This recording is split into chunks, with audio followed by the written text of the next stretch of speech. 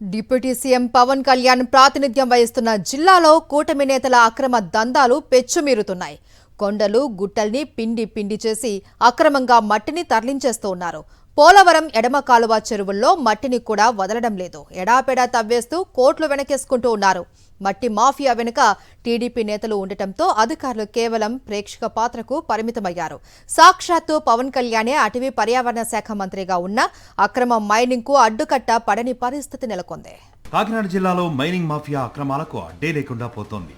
TDP ఎమ్మెల్యేలు ముఖ్య నేతల అండదండలు మెండుగా ఉండటంతో మనల్ని ఎవడ్రా ఆపేది అంటూ భారీ యంత్రాలతో తూర్పు కనుమలకు తూట్లు పొడుస్తున్నారు.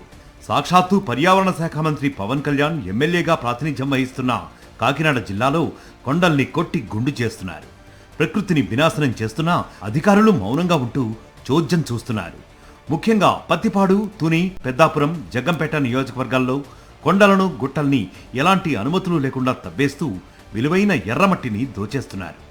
రియల్ ఎస్టేట్ వెంచర్లకు, భారీ భవన నిర్మాణాల కోసం ఈ ఎర్రమట్టిని తరలిస్తున్నారు. ఒక్కో లారీ 10,000 రూపాయలకు పైగా అమ్ముకుంటూ కోట్లు వెనకేసుకుంటున్నారు అక్రమార్కులు.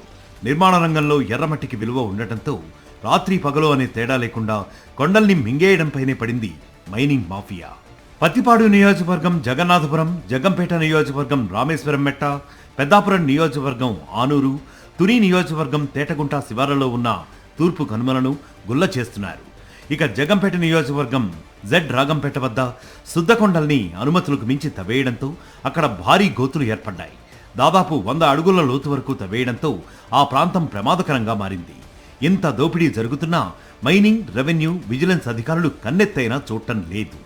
అధికార పార్టీ ఎమ్మెల్యే ఒత్తిడితో అక్రమ మైనింగ్పై చర్యలు తీసుకోవడం లేదని విమర్శలు వినిపిస్తున్నాయి. కాకినాడ జిల్లాలో తూర్పు కనుమలే కాదు, పోలవరం ఎడమ కాలువ చెరువు మట్టిని కూడా అధికార పార్టీ ఎమ్మెల్యేలు వదలడం లేదు.